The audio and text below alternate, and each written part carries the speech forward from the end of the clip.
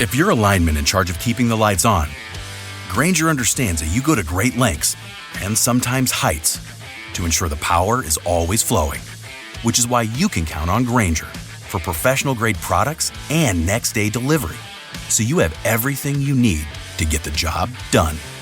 Call 1-800-GRAINGER, click Grainger.com, or just stop by.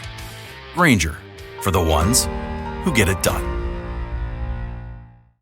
Okay, welcome back to the deep dive.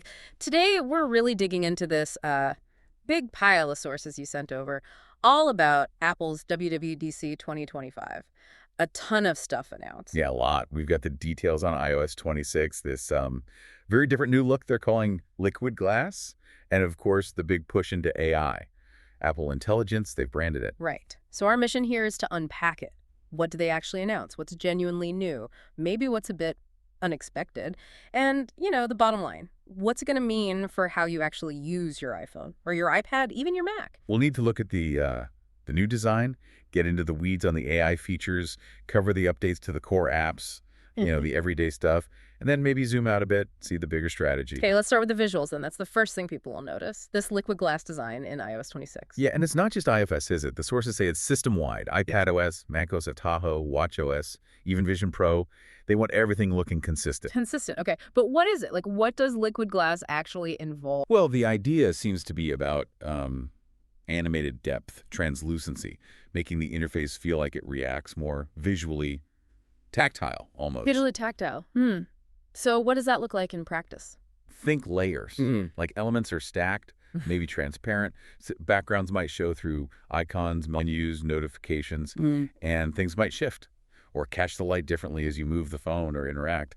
More fluid, I guess. Apple's pitch is that it's a natural evolution, right? To make things feel more immersive, get you more engaged. That's the official line, yeah. But the initial takes, well, they've been pretty mixed. Let's say lively. Lively is one word for it. I mean, almost immediately, people started making comparisons. MKBHD, other reviewers, pointing straight at Windows Vista's Arrow look, which is, well, it's a throwback. Exactly, and not necessarily in a good way for Apple. The worry is it looks dated, not futuristic. Plus, some real practical concerns are popping up. Like readability. Yeah, readability seems to be a big one. If you've got text, like a notification, floating over a complicated see-through shifting background, is that always going to be easy to read quickly? Good point. And then, of course, the memes started. Social media is having a field day comparing it to, well, Vista, mostly. Naturally. It does raise that question, when does fancy design get in the way of just using the thing? But Apple seems to be sticking to their guns, saying it'll improve engagement.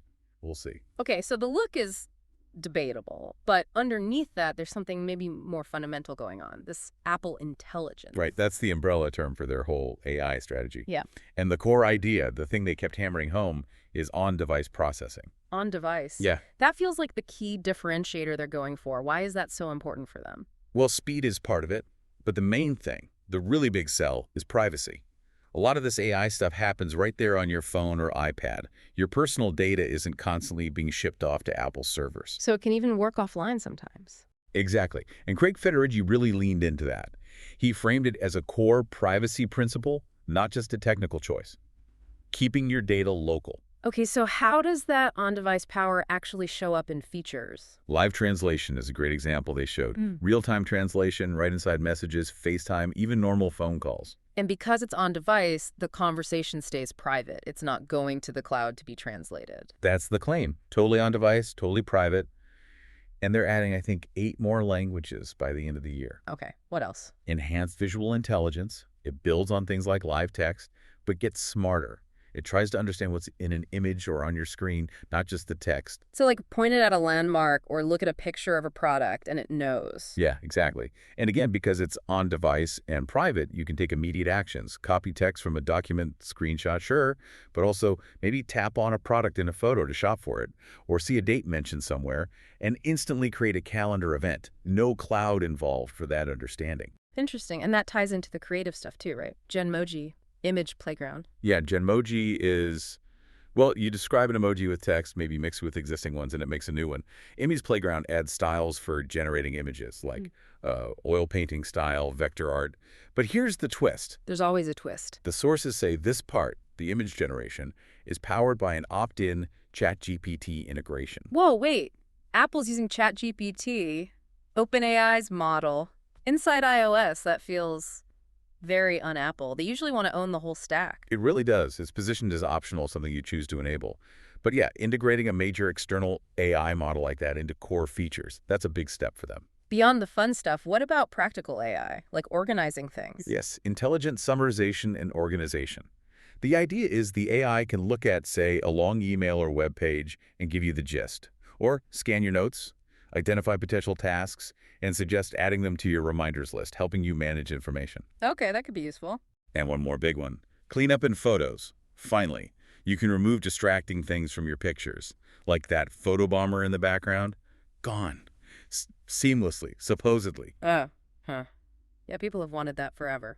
So that's Apple Intelligence for users. What about for the people making the apps? Developers? That's actually a huge part of this.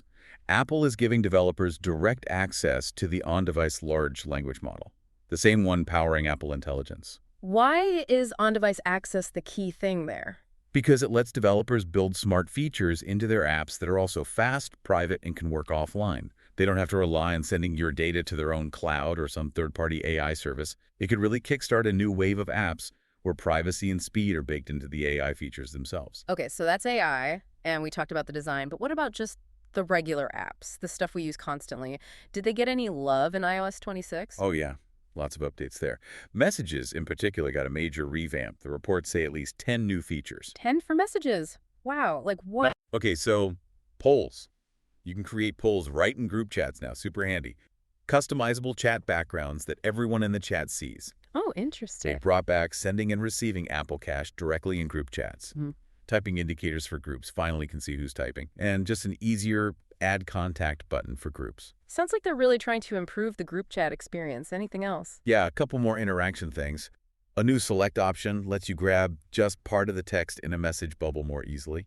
That's been annoying people for ages. Oh, thank goodness, yeah. And on the safety side, better screening for unknown senders, and it'll try to automatically detect spam messages and shunt them off to a separate folder. Keep your main inbox cleaner. Okay, and the big one for messaging, the Android situation. Right. The sources are pretty clear. Expect end-to-end encryption for RCS messages. That's the standard used when messaging Android phones. For years, those haven't been secure like iMessages. This finally closes that gap. Huge for privacy when texting cross-platform. That is genuinely a big deal. Okay, messages sounds packed. What else? Photos got cleanup? Anything more? Yeah, expect more organizational tools, better editing, again, using that on-device intelligence to maybe help sort things automatically. The Health app gets new tools for developers too. Like what? APIs, so apps can, with your permission, access medication and dosage info you've logged. And new workout session APIs, so fitness apps can track things more accurately or offer live guidance. Things like HK Workout Session, HK Live Workout Builder. Technical stuff, but means better fitness apps. And the Journal app, is that getting smarter too? Seems like it. Journaling suggestions will sync over iCloud now, so you can pick up on your iPad. And it'll try to give you smarter prompts about when to journal based on, your location and routine. Privacy seems to be a theme even outside the AI stuff. What's new in Safari? Safari 26, I guess. Yeah, big privacy upgrades there. It's going to block common browser fingerprinting techniques by default. Fingerprinting. Remind me what that is again. It's how websites try to identify your browser without cookies. They measure tiny details, screen size, CPU cores, installed fonts, things that make your setup unique. Blocking that makes you harder to track across different sites. Okay, that sounds pretty robust. And there's more. Link tracking protection, that thing that strips tracking IDs off URLs, it's expanding. It won't just be in private browsing anymore, but also for links you code in mail and messages, another layer of anti-tracking. Wow. Okay, even the phone app is getting changes. A significant makeover, actually.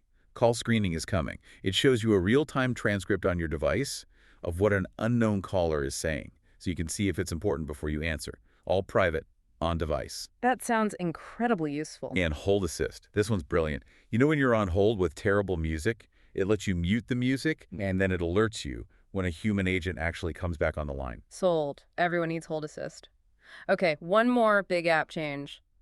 A dedicated Games app. Yeah, a new pre-installed app called Games. It's basically a central hub for gaming on iOS and iPadOS. What does it do? Pull everything together. Exactly.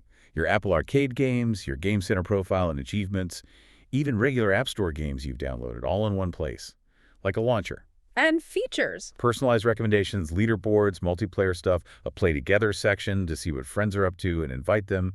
It's clearly Apple trying to consolidate and elevate their gaming ecosystem. But still within their ecosystem, right? So absolutely. It's Apple's world. Don't expect things like mods or connecting to Steam or anything. It's about organizing their games and services. Still, a significant step for mobile gaming on iPhone and iPad. Okay, practicality check. Who actually gets iOS 26? Which iPhones? The sources say iPhone 11 and newer, so 11, 12, 13, 14, 15 series, and the new iPhone 16 models, including that 16. Which means iPhone X is out, and anything older. Yep. iPhone X8, all those earlier models won't get iOS 26. And the reason is likely the AI stuff, needing that processing power. Almost certainly. The reports indicate that running Apple Intelligence efficiently on device just needs more modern chips than those older phones have. Makes sense. And for people who want to try it early? Beta program. Developer beta dropped right after the keynote, June 9th. Developers can grab it now through their accounts. The free tier helps there.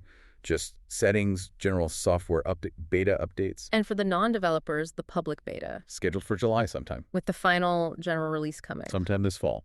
Usually lines up with the new iPhone, so late September is a good bet. Okay, let's step back then. Looking at all of this, the design, the AI, the app updates, what's the big picture? What's Apple's strategy here? Well, it seems crystal clear they're betting heavily on on-device AI.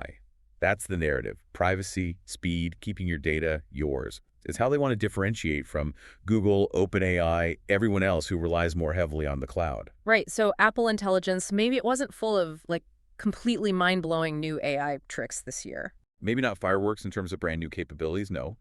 But the focus is on the integration, making AI a seamless private part of the OS itself, not just a separate app or feature you invoke. That deep integration is the strategy. And that name change, too. iOS 26 instead of iOS 19 or whatever it would have been. Feels like they're signaling a new chapter, right? Definitely feels symbolic.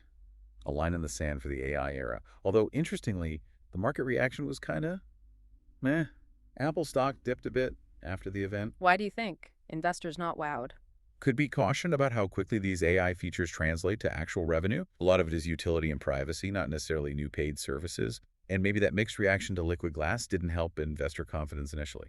But the long game for Apple is still that tight ecosystem, right? Hardware, software, services, all working together. Absolutely. Total control over the experience. You saw Federighi talking about iPadOS getting more Mac-like multitasking. It's all part of that slow, steady integration and evolution within their walls. So, circling back to liquid glass and the Vista jokes.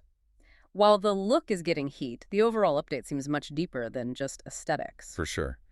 Apple's clearly hoping the substance, the private AI, the core app improvements, the gaming hub outweighs any initial visual concerns. It's a package deal. And in the end, what will determine if iOS 26 is a success? Pretty simple, really. Do people use it? Does the AI actually feel helpful day to day? And do people trust the privacy promises? Do the app updates make things genuinely better? Does the design grow on people or does it remain an annoyance? It comes down to that daily experience. Right. So we've got this bold, maybe divisive liquid glass look. We've got powerful on-device AI focused squarely on privacy, and a whole host of updates to the apps people rely on every day. Messages, photos, Safari, even the phone app. It's definitely a huge update aiming to reshape how you interact with your iPhone and iPad. Apple's placing a massive bet on this integrated on-device intelligence approach. That's their path forward in the AI wars, it seems. Yeah, but the question remains, right? Will that visual design win people over eventually? Or is the real long-term story going to be the quiet competence of the privacy-first AI and those practical app improvements? It kind of leaves you wondering, does Apple's flavor of integrated private AI feel like the evolution you need in your digital life? Or is the cutting edge, the real excitement, maybe happening elsewhere with those big cloud models? Definitely something to chew on while we wait for that public beta this summer.